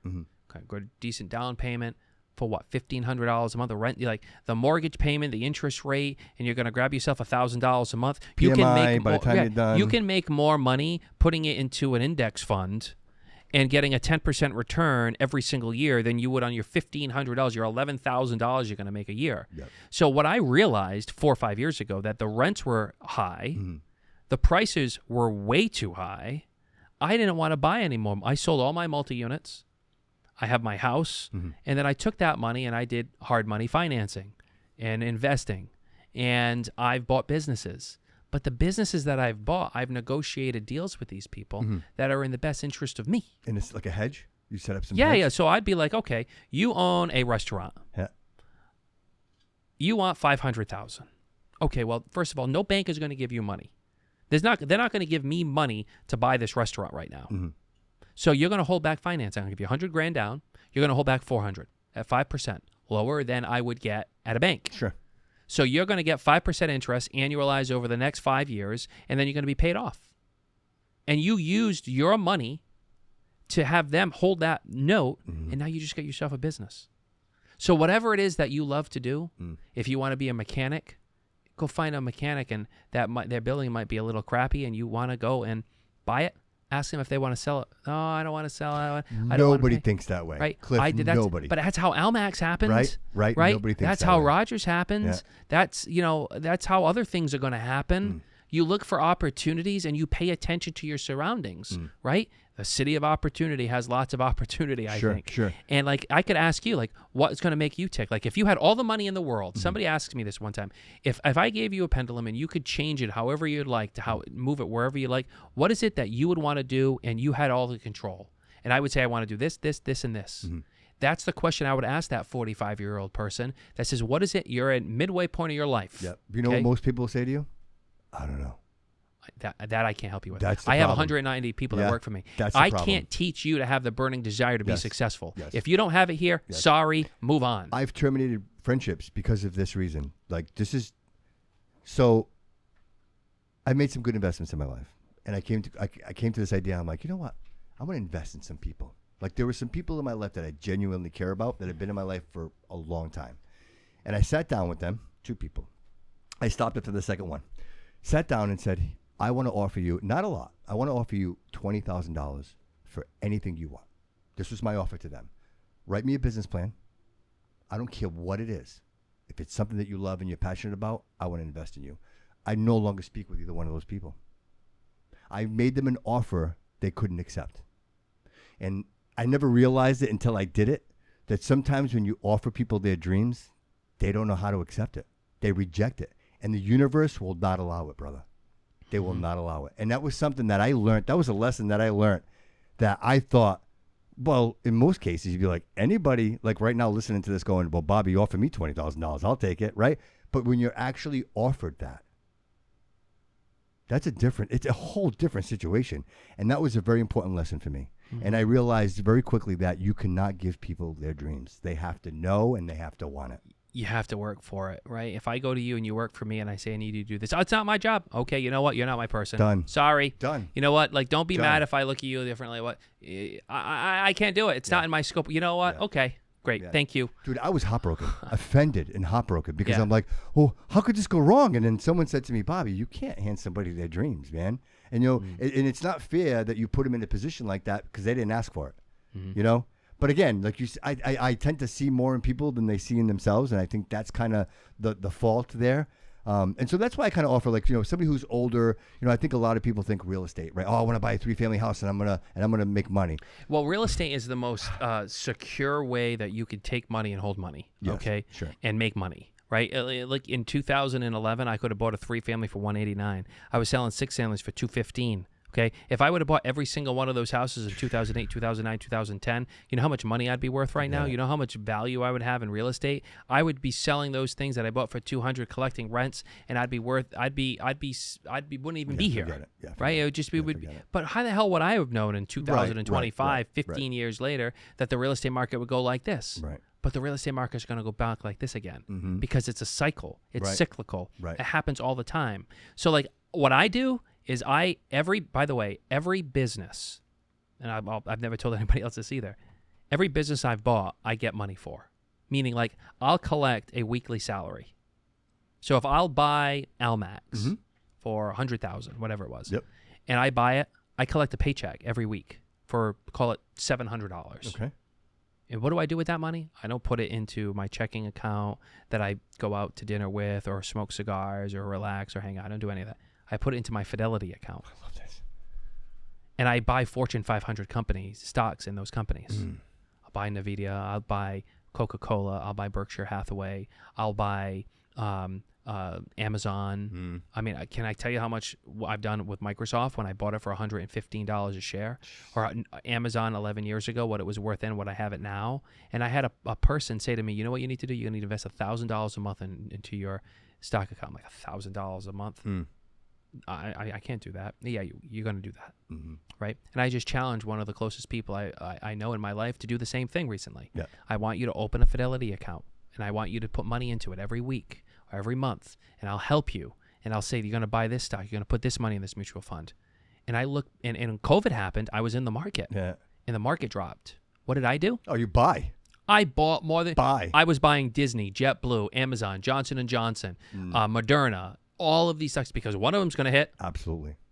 Not all of them hit, but I was like, right. I just put $100,000 in the market that day. You know, but I think position has a lot to do with that too, because I think a lot of people were hurting and they're like, I don't have an extra couple $100 to invest. But that's okay. The truth is, but you take a little bit, even if it's $20. But that's okay. Right? The question is, if you're 40 years old and you have $40,000, what do you do with it? Right. You're not making any money with it sitting in your local bank checking account. No. Okay. Not at all. Put it into an index fund. Yeah. Put money into a Roth or a traditional IRA. Like, these are all things like I look at and think about every day, and I'll educate myself on. I'm not a tax professional or a professional in any way, shape, or form when it comes to accounting or finance, right? I don't have a series license or anything like that, but I understand basic economics. Yeah. I understand that Berkshire Hathaway was a company based out of New Bedford, and then Warren Buffett bought it and bought other companies underneath that, under umbrella companies. Like, I understand the basics of that. And so I look at things like, okay, is AI and Microsoft going to do well? Yeah, that's the future. Yes, absolutely. Right? That's the future. So buy now, because I hope when I'm 55 or 60 years old, I can live off the interest on the investments that I made. And I'm like, okay, I'll get X amount of money and I'll take $5,000 a month. But like I get X amount from New York Bagel, Rogers, Almax, my real estate company. I put it all into my Fidelity account every single week. I get a paycheck from my company, and and that's how I pay my bills. But could I have gone out and done all these things and gone all these expensive vacations? Of course I can. But I'm living within my means and trying to take the money that I put out of my pocket to buy a business into not back into my pocket, because I will get that money back one day when I sell that business. Sure. Now I'm taking that money and I'm putting it into stocks and into Fidelity and mutual funds. Yeah, high dividend yields. Like to me, that's what I'm always looking for. The high dividend yields. Because honestly, between you and I, once it goes, and it never comes back out. So that's always my mindset. Exactly. You know what I mean? You put money. You have $100,000 in your stock account. You never don't. If you're running into hard times, borrow money from a friend. Absolutely. Like, you're not going to pay capital gains on that money because you made money in Microsoft. Yeah. So, like, I look at that from a whole new level that I didn't, and I wish I would have done it when I was 21 years old, because I'd have millions of dollars in the stock market. You know what, though? The difference was it wasn't as easy as it is now. There is no excuse for you not to be in the stock market today. There's so many between Robinhood, Fidelity, Ameritrade, all of these options that are out there. If you're not investing, shame on you at this point, really, honestly. Yeah. And everybody I talk to, my hairdresser, I'm like, I got her invested in me. She's like, hey, what should I? I'm like, hey, I just bought some Tesla today. I just bought some AMD. I just bought some Nvidia. I'm literally, I bought FFIE. FFIE, real quick story. FFIE, I happen to be on TikTok, right? And then this guy is screaming and yelling about FFIE, and it's an electrical car company. Like, they make electric cars, right? Like this fly-by-night company. And the stock was at 0.004. I bought a shitload of it. Like, just penny stock. Who gives a shit? $5,000. It went up to $50. Wow. Well, I got a stock one time. It was a syringe company. It's called ISRG or ISG or something. Yeah. And I bought it. A friend I'm like, a syringe company? And COVID happened. I was like, what? Right. And I invested. I put like $10,000 in it. It's worth X amount now. I don't know what it's worth now, but I'm like, a syringe company. So I have all Fortune 500 companies in my portfolio, and I'm like, okay, how do I add to that. Like, I want more Coke. I want more diversity. Nestle. Diversity. I want more. Yes. Diversify that. Mix companies that are going to be successful that I would want to own right. would be the best advice I'd give anybody else that wants to get in the stock. And in crypto, obviously, you're in crypto. I don't go any crypto. No crypto. None. Why? Wow. Okay. All right. Because I don't even know what it is. Okay. I can't even explain what crypto is to you. All right. All right. What is it? Well, it's blockchain. Okay, so, where is it? Can I touch it? Much. Well, let's to be honest, much like the American dollar, like the fiat. Yeah, but it's the fiat currency. It's the faith. It's the Warren faith. Buffett said, "You give me all the undevelopable farmland in Kentucky, I'll buy it. Crypto, I won't. Why? Because I don't know what it is, and I haven't. Maybe maybe I should have put 10 years ago, $10,000 in crypto, I'd have $5 million today. Yep. Granted, I maybe I could have. I didn't. But I don't understand it enough to invest in it. So you don't feel but like what is it? You could play a little bit with it? Maybe say, hey, I'm going to put a little bit. Let me just. Where's the coin, though? Like, all right, I own a coin. Where can I touch it? No. No. Can I take it? No. Can I give it to you? No. What is it then? It's a computer system. It's digits. It's numbers. It's zeros and ones.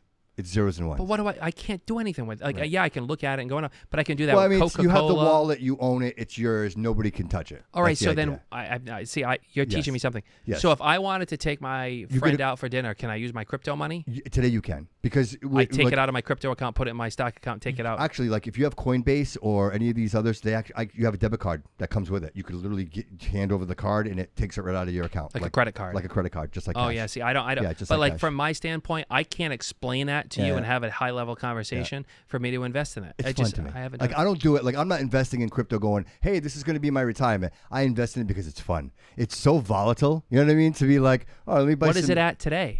104,000, I believe. So to get one coin, I got to put $104,000 in. Yes, for one coin. And then is the hope that it's going to be up to $250,000 a coin? Yeah, they're saying it's probably unstoppable. Based on what metrics? On the metrics of, so when you think about the blockchain industry, how government will implement it at some point because it's going to be digital currency. But they're going to regulate it too. They will, but it'll all be on the blockchain. That blockchain is the basis of what Bitcoin is based off of. So anybody who, when you get these situations where they decrypt the blockchain to get the code, the more of that happening, the more people make money, right? So if I'm deciphering this, I make Bitcoin. That's how it works. Yeah. It's fun. You know what it is?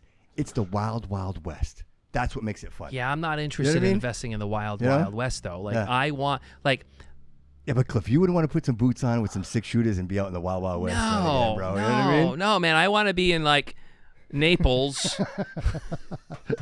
I want to go there too. On the beach, looking at my house. I don't know, but like I can't get into it. Yeah. And maybe I should have. Yeah. I don't learn. It's fun. It's fun. But like it's fun. I rather invest in companies that I know. Yeah, right. That I can say, all right, I own Coke. Yeah. I own Pepsi, whatever it is. Like you can. But like you don't. If you look back at today, 10 years from now, AI is going to take over. 100%. Okay, so. NVIDIA, you got Microsoft, you got these semiconductors, you got all these different other investments that you can put into these things, and you can put money into it. Yep. And what is that going to be worth? What do you think Microsoft's going to be worth in 10 years? Yeah. Right? So, like, I feel that right now... with Willow, I mean, that's the quantum... They've developed Willow, and if they can actually make that work, brother, like, I mean, what are they worth? What are they worth? Yeah. We're talking the cure to cancer. We're talking no more diseases as we know it. You know, when you have the ability to do calculations like that. You know what I mean? You know, that's. I mean, and I think that's what we're looking at. So you look at the medical industry, and people are like, oh, invest in medical. At what point does the medical industry become easy? Right? Like, what happens when Cliff goes home and he goes into his pod? Mm-hmm. Scans you while you're sleeping, and you wake up, and all the cells in your body have rejuvenated, and you're 21 forever, right? Because what was in the movies, like we're looking at this, going, "Wow, this is an actual possibility." Yeah. I don't know if how into the AI you are, but they just developed an AI that so you know what CRISPR is, right? So if they want to split, okay, so they are able to fusion splice now. So right now, when CRISPR splices a gene, it cuts it. It's like a knife, like a jagged knife cutting it. And the problem with that is sometimes you remove some of the code that's necessary, right? So Japan, they developed this new method of fusion splicing they've eliminated Down syndrome, bro. Down syndrome no longer exists in Japan. Mm-hmm. How incredible is that? Mm-hmm. So what happens when there's no more cancer? What happens when there's no more diseases that, quite frankly, are industry, right? You know, some companies in this country operate solely on cancer treatment. So how do you shift it from cancer treatment to preventative care where people no longer have cancer anymore? So that's me forecasting into the future going, you know, most people think medical, but what happens when that industry becomes like drive-through? It's going to be a different world. Right? Like, I don't know. I would never thought I'd be driving an electric car. Right? What is it going to look like 20 years from now? What is it going to look like? Bro, Neuralink. People are controlling things with their brain. Right? People that can't walk will be able to walk again. Like, it's just the advance in technology is so amazing. And it's like you say to yourself, well, do you invest in this, or like really prospectively, is AI a good thing, or are we just playing God, bro? Mm-hmm. Like, where does this all end up, man? It'll be crazy. Maybe we'll be having the same conversation in 20 years. Cliff, you're going to come back, right? You promise? You just tell me when I need to be here. Yeah, this is amazing, dude. I could keep talking to you. We got to get you live, though. All right. How about the next one we do live? Like David mentioned it earlier, like we're obviously trying to keep it fair. We do have an election coming up. Certainly. After the election, whenever after the election, we can do the live show, and we can make it fun and have obviously the audience participate. You know what I mean? That'd be cool. You have a really nice setup here. I honestly wish you the best, and I'm happy you were able to connect with me. I appreciate it, bro. I hope I can call you friend. Thank you. Yeah, absolutely. And I will see you again. Right, absolutely. soon. You just let me know. So primaries coming up. I think it's too late now. But David, but that's just the mayor's race. That's for the mayor's race. But I'm saying, like, I was pumping the crowd, going, "Hey, everybody, go register to vote." Like, that's over. If anything, that's done. You can't do it anymore. Yep. So we're pumping everybody. Go to the primary. Go and vote for the primary. Yep. So very important. And then of course November comes along, and that's where it matters to you and 8 other people, I should say, where things could change. And quite frankly, I think you're going to be just fine. I hope so. Cliff, I think you've offered this city a lot of what I've seen here today, and that is a stand-up individual who really truly cares about his community and the people around him, bro. You are on a noble journey, and I'm just like elated to be here and having this conversation with you and be able to share this journey with my audience. I think we've waited literally 96 episodes to get here, brother. You know what I mean? No joke, seriously. And I just want to take a second real quick and I want to apologize to the audience real quick and say this. I had Paul Coogan in the studio yesterday, and I did an interview with him, and I did the interview, and then I left here, and I actually reached out to David, and I'm like, dude, I just don't feel good about the interview, and I just want to clear something up, and I'm going to publish it because I think it's fair that truth is truth, and I would never keep things from the audience. But the truth is, 5 minutes before I went to the studio yesterday, I received a text message, and the text message said, Charlie Kirk was just sniped. Literally 5 minutes before coming in here to record with him. Crazy. And, it took a second, and I'm like, what does this mean? And then, of course, I turned the TV on, and it's Fox News, and it's live now. And, man, I wish I didn't see, I get a little emotional about it. I wish I didn't see it. Guy had a family. Bro, in 4K, right? Like, watching this guy take a bullet to the neck, and then what followed up after, you know what I mean? Like, just the noise that came after that. And frankly, this is a human being who was in touch with his faith, who was on a very noble mission for the people of this country, regardless if you agree or disagree. To me, I think the First Amendment is paramount and most important of all. That's what drives me here. And the idea that someone would take someone else's life just based on an idea is beyond my comprehension, and I just wanted to take a minute. Again, like I said, I wasn't my best in that interview. I was very distracted. I hope that I would love to have him come back and maybe do the interview again and maybe ask some more deeper delving questions. But honestly, I was kind of like out of it. Maybe after the preliminary, you have that the two, whoever the top two are, come in and come in and you interview both of them. I would love to do that. I'd love to do that. But I mean, again, not to draw this out too far, but I just my heart goes out to him and his family, and of course it's today is September 11th, and I'd be remiss if I didn't mention that we never forget the sacrifices and the thousands of people that we lost on that day. 24 years ago, brother. I was in the hospital. My son was just born. My son's birthday is tomorrow. And so my wife was in labor. My ex-wife was in labor. We were at the hospital, literally watching this all unfold on that little TV, and it was all grainy, and I'll never forget that moment. Do you remember where you were when? Yeah, 7th grade. Portuguese class. right down the street here in Fall River, because Atlanta's charter school was in the old mill where the courthouse is. Oh, okay. And I remember my mom dismissing me and my brother. My grandmother was working at City Hall, and everything just, everybody remembers, I guess, what happened What are you, on like September. 15, 16? Whatever 7th grade was. That's probably like 12, 13 years old. Did you even understand at that point? No, but like I was like, why am I getting dismissed at 1 o'clock in the afternoon, Yeah, right? right. And Atlanta's charter school until 3:30. Yeah. And then everybody paid attention. Everybody learned. You saw it all. I remember it. I remember the day when Barack Obama got elected president of the United States. I remember the first time the Boston Marathon bombing happened, right here in our backyard, right? You will unfortunately have to remember those days. I'll never forget what happened yesterday, right? Like, and I'm not trying to compare myself to anything, but like when you're in the front lines of being a person, it's real. It's like, when you speak on behalf, of the people. Yeah. Not everybody agrees with you, Cliff. Yeah. I mentioned it to Paul yesterday. I said, you know what, Paul? As soon as you decide to go for politics, half the people you know hate you. You know what I mean? Yeah. He will be, and when you get out of politics, you become more respected when you're out of it than you are when you're in it. Right.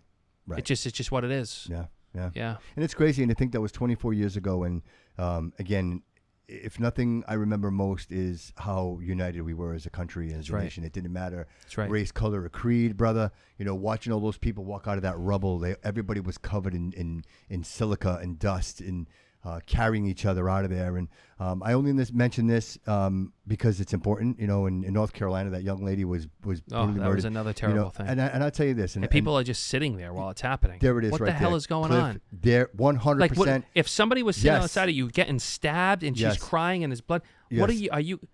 Yes. You're just going to walk by and be like, all right, have a good, what is wrong with you? It was disturbing to watch it happen, but it was more disturbing to watch those people watch that young lady just die and nobody offer her a hand. Just like on their phone, like nothing happened. nothing happened. What world are we living in? One guy actually got up and walked away from her. I saw that. Yeah. That girl woke up that morning. Yeah. She became a U.S. citizen the right way. She was coming home from work, man. Coming home from work on a train, and she... Yeah. What have we got?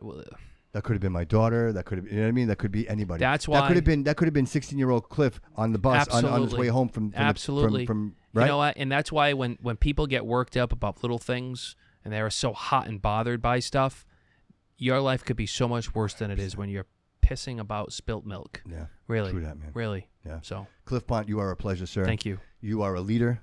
And you are a pillar of this community, brother. Thank you. And I am honored to be here with you, and I appreciate you coming in and sharing this. I'm so happy we did this. Let's do it again. All right, brother. I appreciate you. Thank you. Everybody, thank you so much for being here. We really appreciate it. This was an amazing episode, monumental. I can't wait for the next one. Obviously, we're on this momentum. We're going to continue this message with everyone.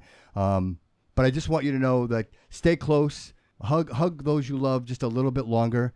Realize that life is very, very short and fragile. And remember that all things in life are not choice, but everything is reason. Remember that. And remember that all roads lead here.